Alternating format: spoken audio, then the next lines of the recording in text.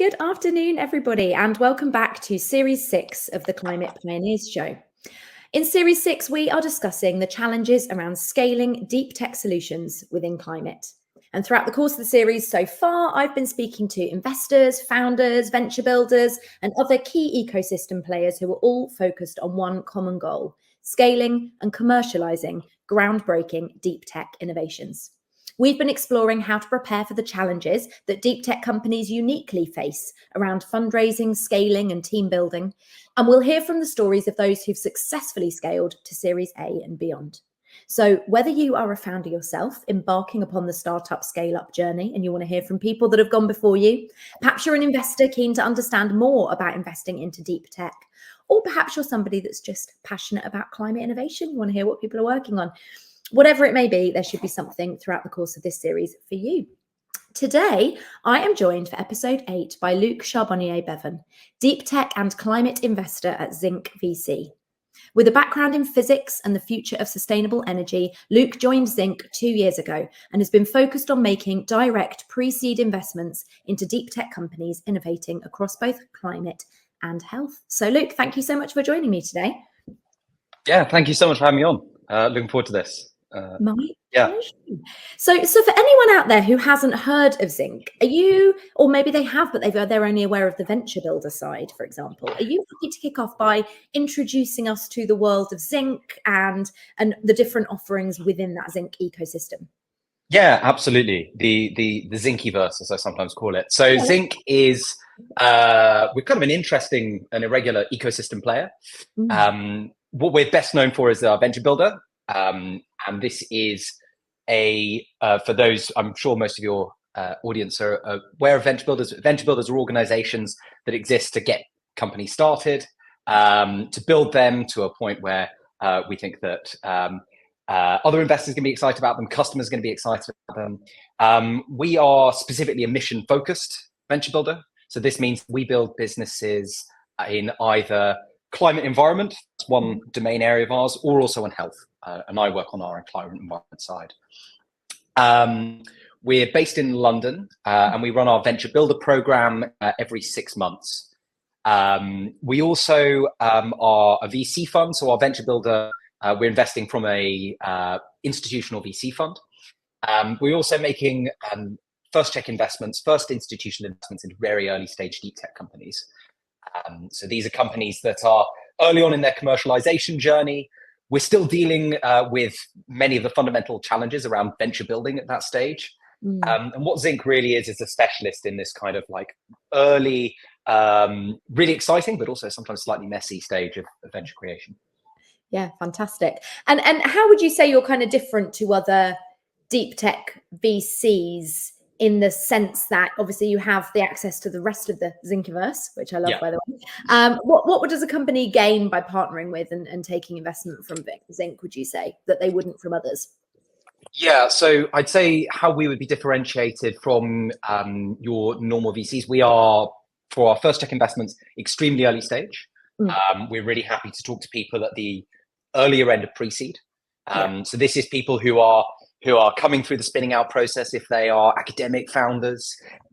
This is people, if they're, say, got the core of a team around engineering who are still getting those first customers and things like that. We're really happy to talk to them at that stage. And the suite of support that we give those founders is sort of tailored for that stage as well. So we think about our value add and the proposition that we have is, okay, so like we're a VC fund, so obviously we give people money and money is tremendously useful for doing all sorts of things. But in many respects, the money is just one part of it. So the first thing I would say is that we have a tremendous network, which is how we know you, Cherry, how we're lucky enough to know you. But this network supports our founders in a number of different ways. We have a network of fellows who are successful and skilled people in lots of different walks of life who come and give advice and support to those founders. And in many ways, their advice is far more useful than the advice that we investors give the startup founders. We also take a really venture partnering role in the way that we support our companies. Okay. So both programmatically in our venture builder, and when we support companies that we are investing into, we take quite a lot of direct responsibility within the team for people to really push companies forwards. So this means that, for instance, on the Venture Builder, I work with a number of different teams that I meet with and focus really intensely on a week-by-week basis on their progress. And we think this is a model that really allows quite custom support.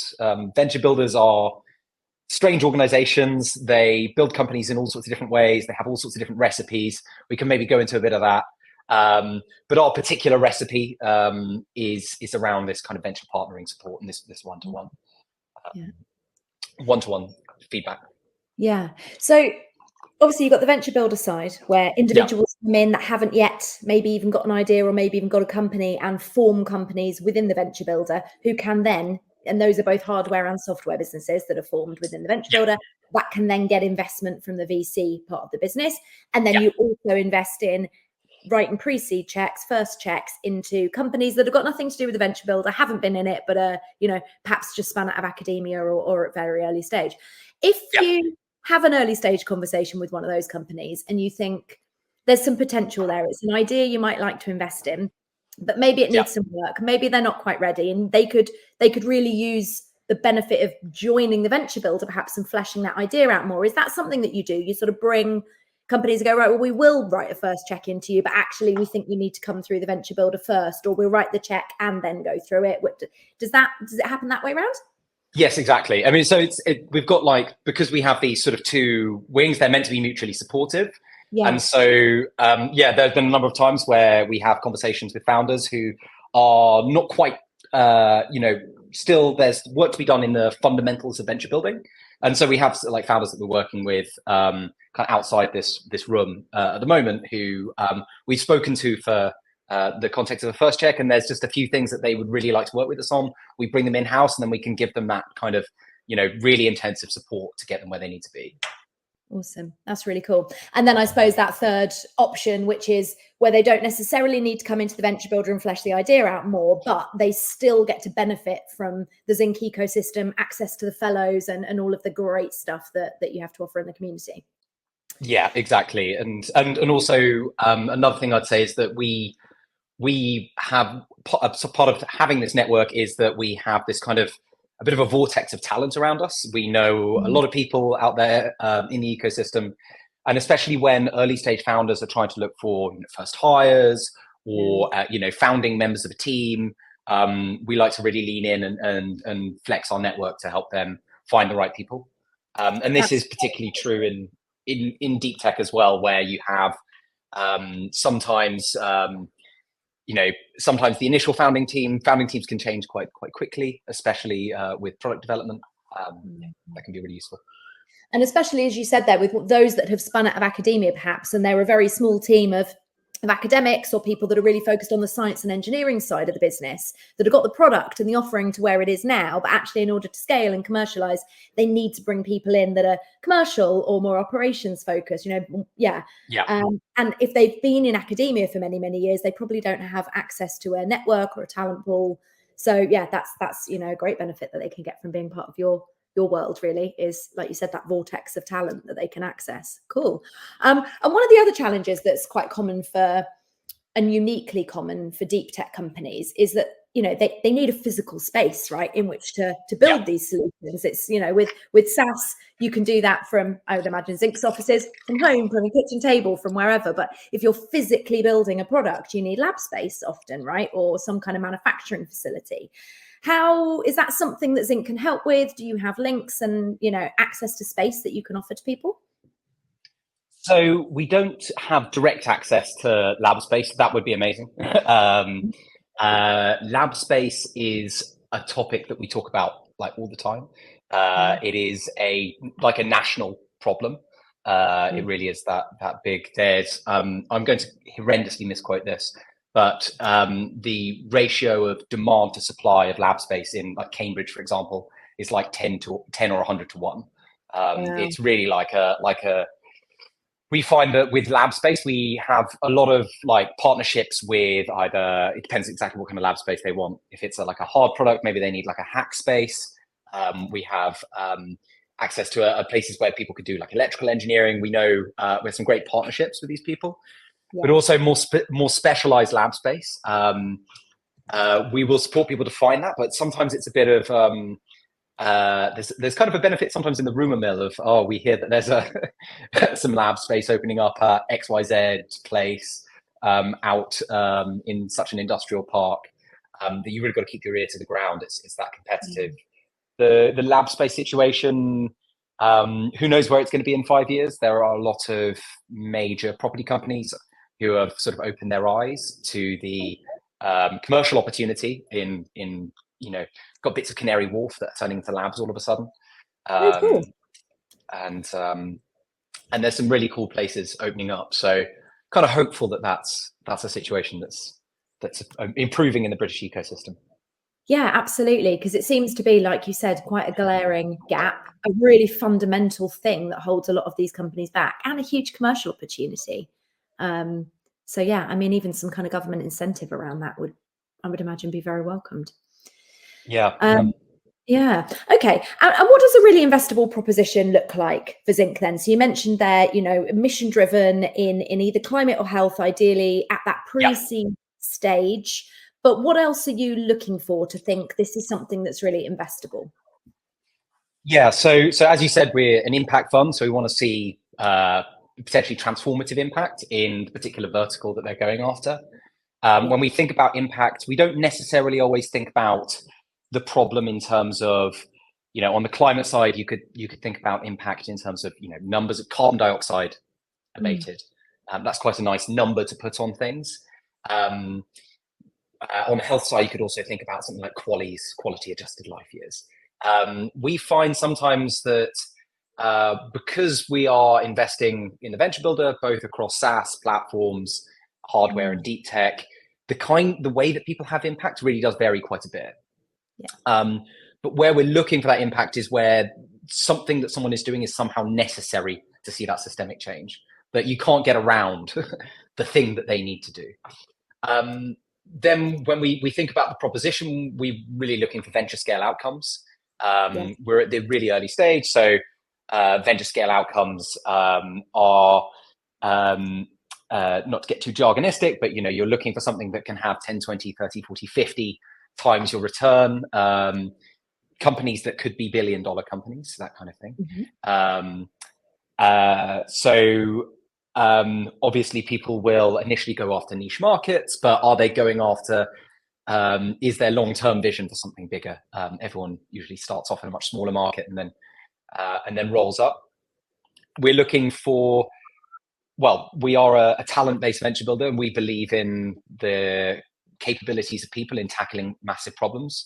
So we want to see people at the helm that we really believe in, that we have a great relationship with, that and teams that have both not just a skills complement, but a ways of working, mutual respect, strong values alignments between each other. Sometimes when the going gets tough for a startup, that's usually when interpersonal dynamics become an issue. And those interpersonal dynamics, usually the best thing to resolve interpersonal dynamics is a bit of traction, but second to that is having strong values alignment.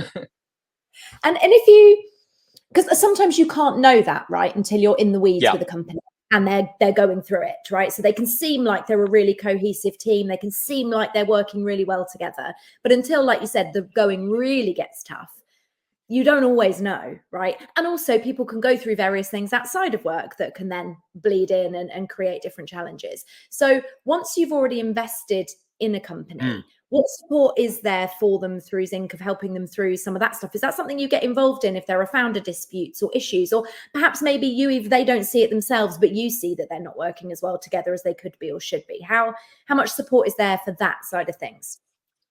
Yeah, so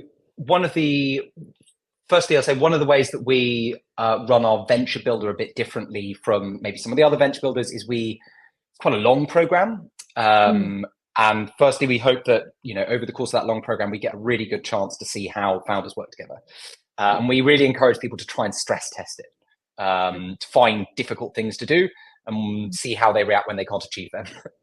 But we also work with the founders for 6 months after we make that first check investment from our venture builder, for another 6 months accelerating them. So during that period, they have someone on the Zinc team who's directly working with them week on week. I met one of the teams I'm working with this morning, and we're talking about, business model stuff. But you can really see when things are starting to move off a track and so on. So there's this kind of monitoring bit, and we try and help people before they need our help. If, God forbid, as it does, it's the world of startups, people have approach bumps in the road. We try and address that head on, either by, bringing them in, having conversations, trying to work out what the crux of the argument is. Often a founder argument is not about the thing they're really arguing about. It's about something else and finding that thing. But we also really lean in with a lot of coaching. So we have a network of coaches who work with our founders during the venture builder. And then also we promote like team coaching as a way to deal with this. And we found that can be really successful. And that's embedded quite early on in the venture builder, isn't it? That like, this is available to you, utilize it even before you even before you realize or think you need it, to like embed that kind of thinking and that. So they build a good culture between the founding team right from the beginning. Yeah, it's also really promotes like self-awareness amongst the founders as they're going out and working with other founders, that they are aware of what they're good at, what they're not good at, where their limitations are, and it helps with the matching process, I think, as well. Yeah. And on that people side, it's really interesting because you said obviously being a talent-based venture builder, when you're looking with your VC hat on at investments externally, the people, as with all investors, right? The people is a really core part of that founding team. And I've often heard the phrase, it's better to invest in an A team with a B idea than a B team with an A idea. But I wonder, do you think that's as true in deep tech as it is? Because that's a sort of truism that you hear in the SaaS. In a world where actually, as long as you've got an A team, if the idea doesn't work, it's easier to pivot, to change, to completely pivot the business in SaaS than it is in hardware. In hardware, is it more about the idea? Would an A idea, an A product with a B team actually be better? I don't know. What are your thoughts on that? So I think you want an A team with an A idea, but the relationship between the team and the idea is actually the two are like related. So if you are doing, let's say, intellectually, IP-based investments, most deep tech begins with some fundamental IP. A lot of it does. There are different models for how a deep tech company begins. Some of them start off in a university. Academic has an idea, goes through a commercialization journey. Some start off with, an engineer who's been, 20 years at Rolls-Royce, got out of Rolls-Royce and realized they had an idea for a new material. Lots of different starting points, but there's often a core technology in which this company is advancing the commercialization of this. Now, I think that what constitutes an A team, you always want to be investing in A teams. What constitutes an A team is dependent on what that technology is. Is this team might be incredibly dynamic people, but just without those core skills and capabilities to advance this particular technology. And you've got to think about that in a number of different ways. So there's a technical capability to advance this. You hope that within that core team, there is someone who can do the primary bits of technical de-risking. Is that ensure getting something out of the lab and putting it in a shipping container somewhere. That's one way, advancing the so-called technology readiness level.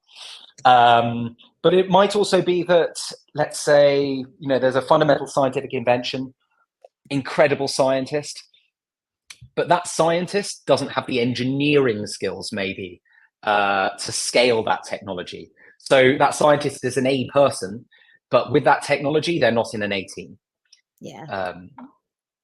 Interesting. And I suppose as long as you've got a couple of A players, maybe the whole team's not there, and an A idea, I guess part of the puzzle is then just making sure you can create an A team around that idea or around that perhaps one really strong individual so you get both the A team and A idea. Yeah, interesting. And how much deep tech are you starting to see in the venture builder? Because as we said before, the venture builder is made up of both kind of software solutions and hardware solutions.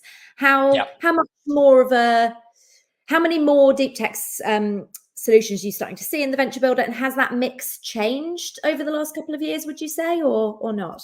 What are you seeing? Yeah, it's definitely changed. So Zinc as a whole we've evolved our model as we've gone along. So we've been building, we're now on our 8th Venture Builder at the moment. And each time we've done this Venture Builder, we have often in the past framed it around a particular theme that we're interested in seeing, where we think that there's both a strong potential for impact and like a really interesting set of commercial opportunities that founders can sort of aim after. Where we've evolved to is a lot of those teams were coming in pre-team, pre-idea. Yeah. Nowadays we operate more on a model of that a bunch of the founders are coming in with a proposition that they have either at some stage of development. It might be that they've been working in an industry.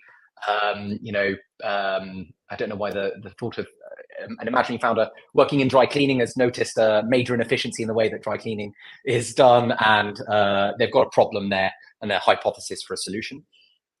And also other founders come to us because they are wanting to build. So they might be a little bit more agnostic as the exact solution they want to build, but they have a passion for the overall mission, and they will then pair up with the people that have originated these kind of opportunities. Now, some of these founders are also coming with some IP. We have a load of, I think, I don't want to misnumber it, but like a significant portion of our current Venture Builder have PhDs. So we definitely are leaning more and more into the deep tech. There's a sliding scale between deep tech and SaaS. So a lot fall in the sort of middle ground. Some AI is SaaS and some AI is deep tech as well. And then some AI is a little bit in the middle. But almost all deep tech has some kind of software component to it these days, right? So yeah, there's always a spectrum in the middle. And where you say, previously in some of your earlier iterations of the Venture Builder and some of the earlier cohorts, pretty much all the people coming in, there was no business yet, right? They were coming in as individuals, maybe with some IP, maybe with an idea, but ultimately they were coming in to found the business from scratch within the Venture Builder. Yeah. And it sounds like now, as we've got to cohort 7, cohort 8, you're now looking at, people are joining that perhaps already have the beginnings of a business, some IP or something that's already incorporated, maybe a small team, they're already working along something, and they're coming into the Venture Builder slightly more as an accelerator. How does that change the mix and the cohesion in the community within the Venture Builder? Because that's really interesting, because I suppose in those earlier iterations where everybody's in the same boat, essentially, they're all going through the same thing at the same time, roughly at the same rate, as opposed to where we are now, where people are coming in at different stages, facing different challenges at different times. They're still part of the same cohort, but they're all at very different, fairly different stages of the journey. Yeah, how does that change that sense of community, and how do you try to retain that sense of community when everybody's on a slightly different path? Yeah, so on the community piece, I think one of the things that our founders will sort of uniformly say is that the community is one of the areas where Zinc really excels. We start them off by we have like a few weeks of sort of boot camp. We end up doing stuff completely unrelated to business. So that everyone understands that they're basically, everyone's part of the same cohort.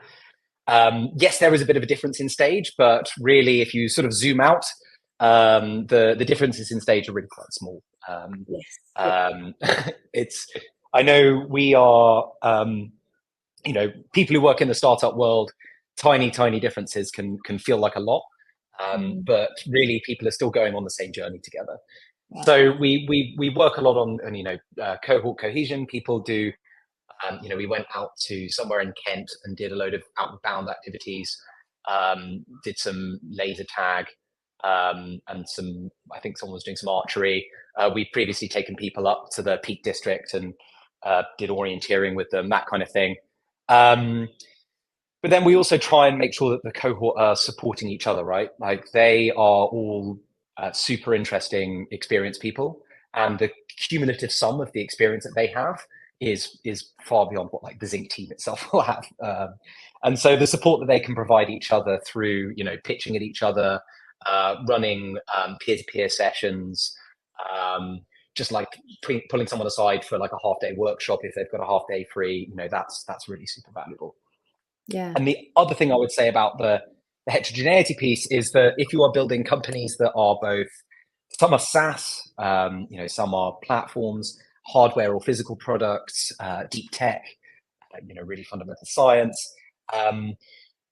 There's a lot that's in common between those challenges, but then there's also a lot that's different. And this is where I think the venture partnering model is quite key. It allows you to have a more bespoke approach to the support of that particular company. That you can say, okay, this particular proposition that we're looking to incubate here, what are the major risks? Let's inventory those risks and work out a reasonable plan to start killing those risks in a reasonable order. Yeah. And to that point, I mean, the risk profile and the risk profile of a deep tech business versus a software business is very different. And it's why, a lot of VCs don't look at deep tech or don't touch deep tech, because they perceive it as being harder, takes longer to get a return, and a riskier investment, right? What do you see as being those kind of most common risk factors you see when you're reviewing deep tech investments? And what are the kind of key things that founders could be doing, early stage founders could be doing now to start to de-risk themselves in the eyes of an investor? I think there's some VCs don't have the appetite for deep tech. I always like to remember that the venture model actually kind of began with semiconductors more than it began with software, and comes from that area. So it really is shouldn't be that different for too many people. I think the common kinds of risk factors that we see at the really early stage where we operate. So it depends. I think one of the big things, it depends what style of deep tech business is this. For spin outs, we see a whole set of risk factors that are sometimes involved in the just fundamental setup of the company. Is it coming out with a viable license agreement? Are the right people in the team? Sometimes you can have a really great scientific team, and you can have a commercial team, but the commercial people are might be really great people, but not the right people for that business. So we see actually,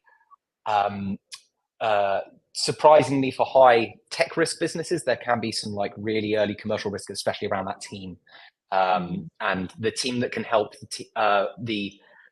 the scientists and engineers identify what are the milestones they need to hit. You have to go and understand from a customer, okay, if you can build me a machine that produces this at this cost, at this carbon intensity, or at this purity, some of that has to be like really deep commercial work. So I'd say that's an underappreciated risk factor. And the things that people can be doing to prepare themselves, I think, some really the value of network can be underappreciated by some. This isn't a generalization, but some technical founders can really underestimate the value that just building network and understanding who they need to be talking to, and that will help them surface all sorts of risks that they haven't really thought about, and get them ready to. I know it feels a little bit icky, but talk the talk as well. And how good, just on that point, how good do you feel? And I know it's going to vary from institution to institution, but how good do you think we are here in the UK at helping companies make that transition from academia out into kind of spin out and commercializing? And do academic institutions provide enough support and enough education around those sorts of things, around helping them build the right team, around making sure they've got the right kind of financial structures around them, and the as you said, the right licensing agreements in place to help them be attractive to future investors and to be able to scale?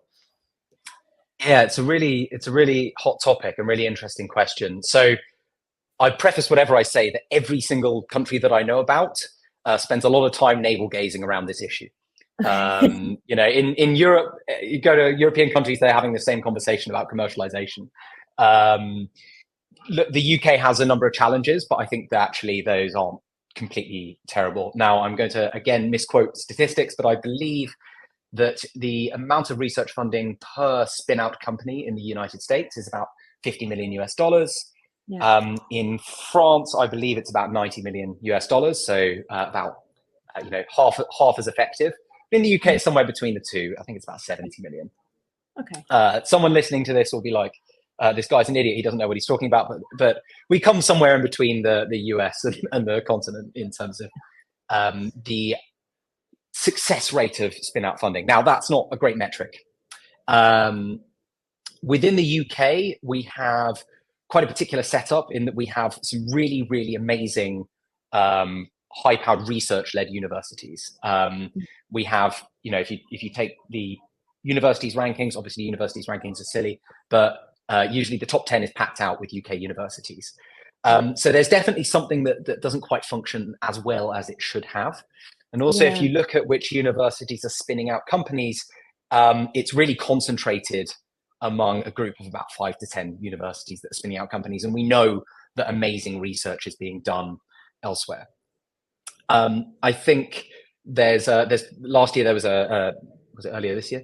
The spin out report was quite interesting, reviewing the spin out landscape, and that had a number of recommendations. But one of the things that we see is that universities are really, really different to one another in how they want to commercialize companies.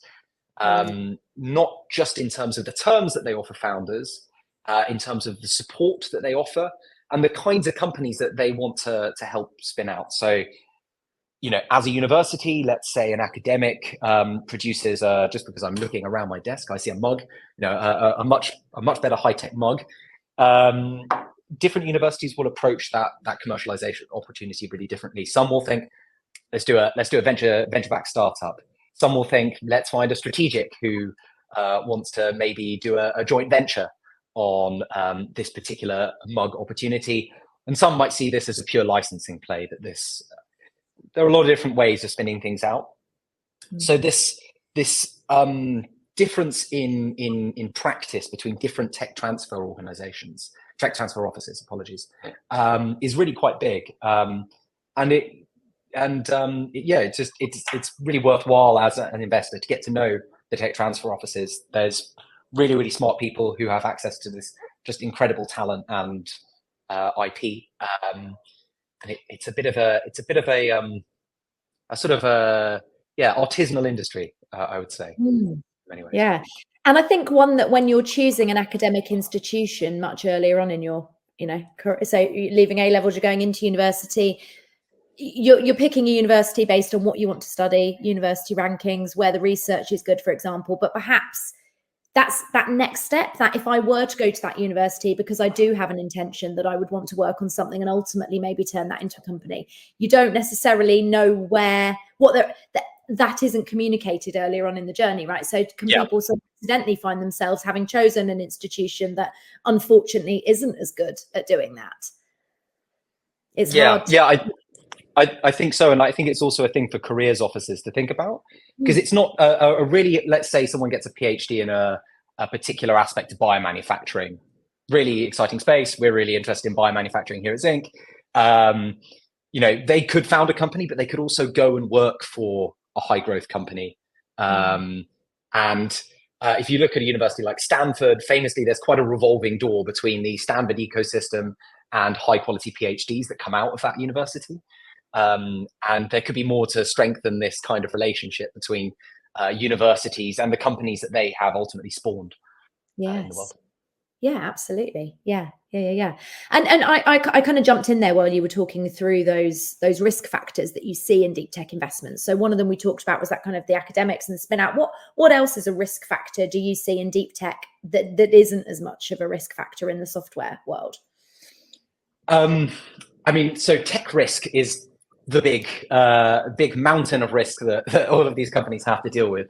There's lots of different ways of thinking about that technical risk. There's and it evolves throughout the TRL scale. We're usually concerned with the sort of mid bit of that TRL scale. Most venture investors won't touch something until it's sort of TRL 4 or 5, and we're happy to look at stuff around there. But there's a risk of something just fundamentally not working, and that's what I would call a sort of existential tech risk. Like you think you've identified something very promising, you've got it working in a lab bench, but to make it commercially relevant, you need to fundamentally change the process in some way. Is that going to work or not? It's very rare in a software product that you're just not going to be able to make any progress on product whatsoever. Yeah. And with that, it's just best to focus that head on. To find it requires scientists with risk appetite to go and create a roadmap that deals with those kinds of existential risks. The other kinds of risk factors are certainly the nature of what investors need to see for fundraising is quite different from SaaS. SaaS, you're going to have investors are going to be asking you about your growth, your retention, your customer acquisition costs, your lifetime customer value, and things like this. A very early stage on deep tech, there's going to be you're going to want to show commercial traction, but that commercial traction is going to be of a very, very qualitatively different kind. And really understanding your customers is really important, because you can get an LOI from someone, but is that, what's the quality of that LOI? Is that someone clearly expressing an intention that if you do this thing, they're going to want to either buy or, do some kind of joint venture or part finance something you're doing further down the line? And I think founders just being aware of what are really, really good signals of customer intentions is really important. And it's kind of abstract as well. It requires a bit of storytelling. With something like some of the statistics that a SaaS company might put forward to an investor, a lot of that does the storytelling for you. People like our product. People are buying more of our product. They're spending more when they buy our product. But in deep tech, you're still having to tell a story about how you're going to work with these customers in the next phase of your development, and that can be really challenging. Requires creativity. And that financial piece is challenging as well, right? More in the deep tech world than it is in the SaaS world. And are you ever going to achieve the economies of scale with this product, that you can get the right unit economics, that you can make this viable as a financial, as something people would actually buy? And that's less of a challenge in the world of SaaS, right? Because it doesn't cost as much to create as it does. So yeah. And I think, again, that's something that it's, without somebody that's really strong on the business, the commercial, the financial side in the team, that can be something that really trips people up at early stage, in being able to evidence that to a VC.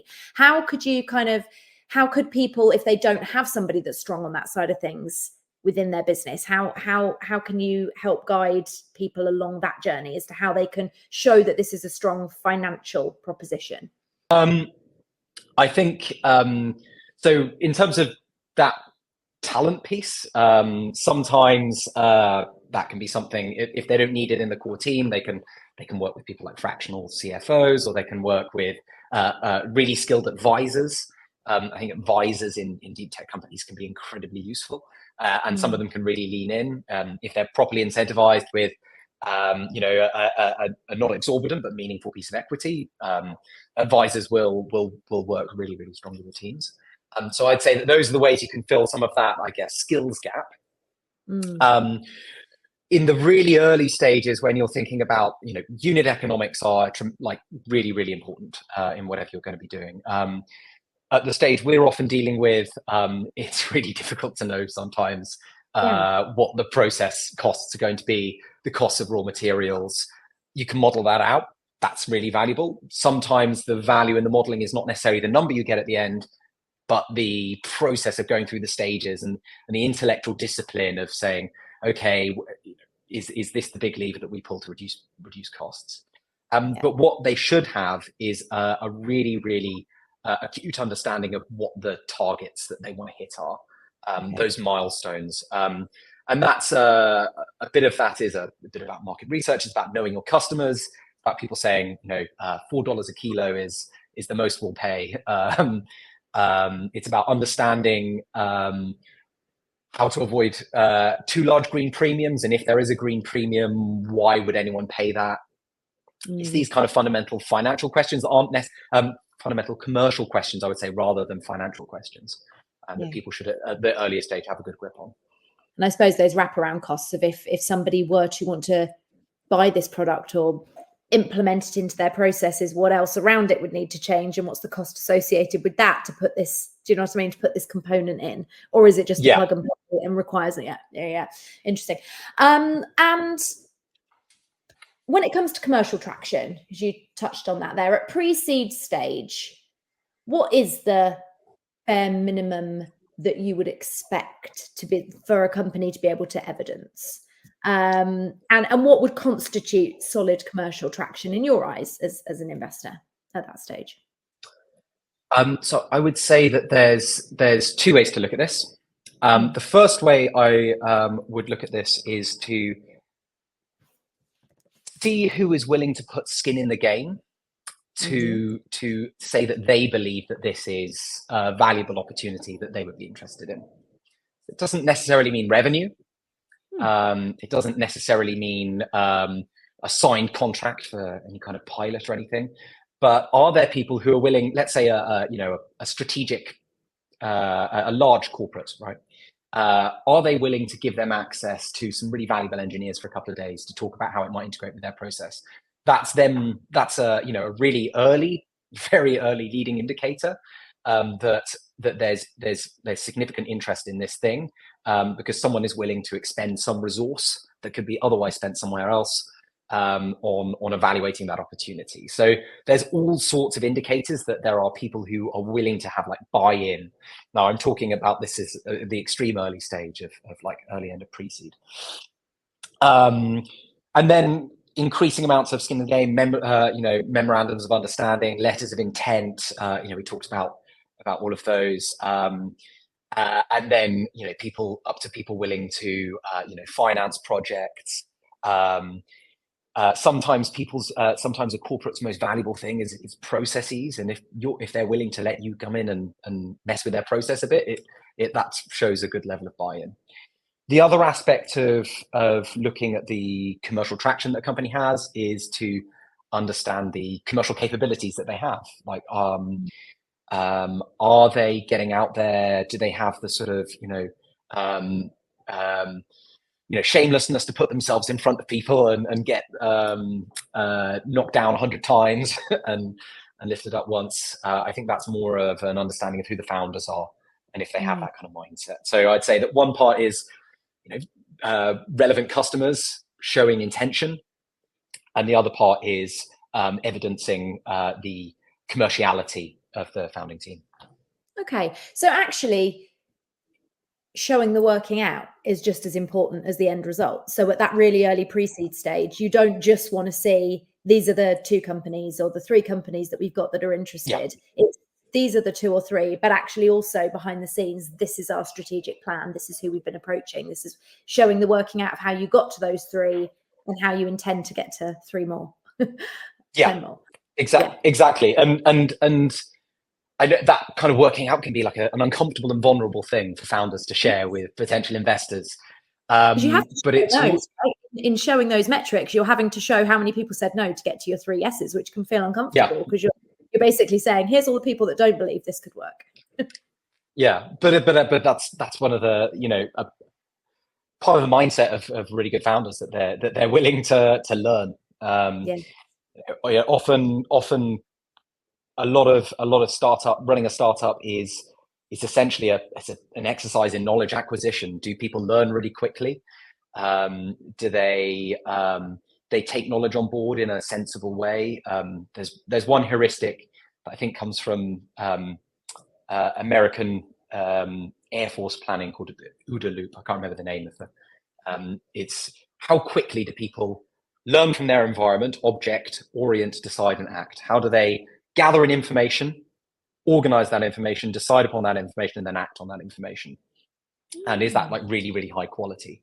The quicker you can speed up this cycle and the higher quality the decisions that come out of that cycle, the better decisions that the startup's going to make.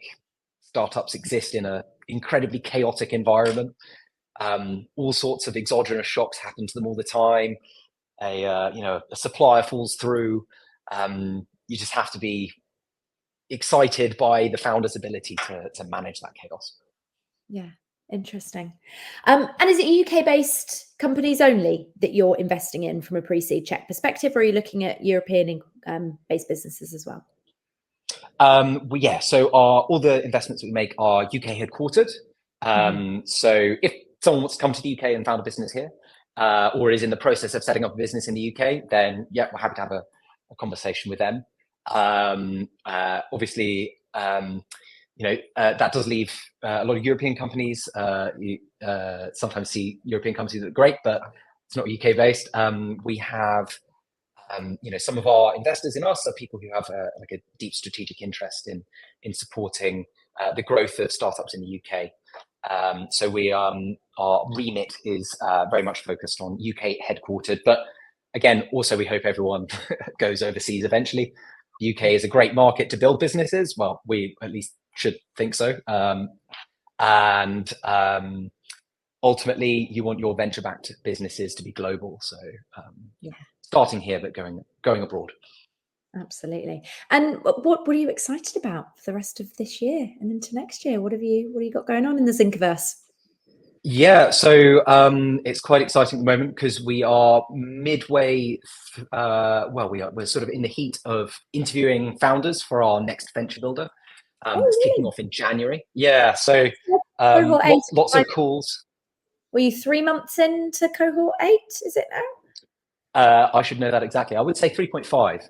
3.5 months into cohort 8, so they'll be they're gearing up for a November investment committee. And that's really exciting. So it's really getting to there's something really magical about working with these venture builder companies. You see people come in with a sort of twinkle in their eye, a lot of nervous energy, hopes and dreams, and then you think, oh, could that be a business? Could that work? And then suddenly they start. You hear something from them that sounds really exciting, and then there's a business there, and then once you've invested in them, they go out into the world, and they may. I got quite emotional seeing a robot that one of our founders had built, having known them from someone who had identified a really clear problem, building a team, the ups and the downs that came with that, to having a physical product that's going and doing things in the real world is quite a gratifying experience. Sorry, enough about my emotional journey with these teams, but we've got Venture Builder ongoing at the moment. There's another one kicking off in January. So this is around environment and health. So we encourage anyone to apply for that now. We run part of the processes. We do in-person days as well, and they're really exciting, getting everyone into the office and seeing what kind of talent and ideas that we have coming through. So check that out on our website. We're also looking to deploy first checks, really in the heat of things, doing a lot of due diligence with some really exciting companies. But I encourage people to check out on our website. I think the high level form is the same form for if you're interested in direct investment as it is for our venture builder. Get in touch with us. We're easy to find. Reach out to me on LinkedIn. I'm sure people can find my email really easily. It's what you would guess it is. I now know that I'll probably get a load of random spam, but that's fine. So yeah, really get in touch with us. Keen to hear with people dealing with hard problems, both in the environment, but also in health. So in the environment, there's a bunch of spaces we're really excited about. There's a load of technology groups that we think solve all sorts of problems, from electrochemistry, biomaterials, bioprocess and biomanufacturing. Forgetting things off the top of my head, more physics-based things as well. And on the medical side as well, there's all sorts of things in new kinds of therapeutics that we're interested in. So get in touch with us if that sounds like you're working on something that could benefit from our investment and our support. I'd love to hear what people are cooking up.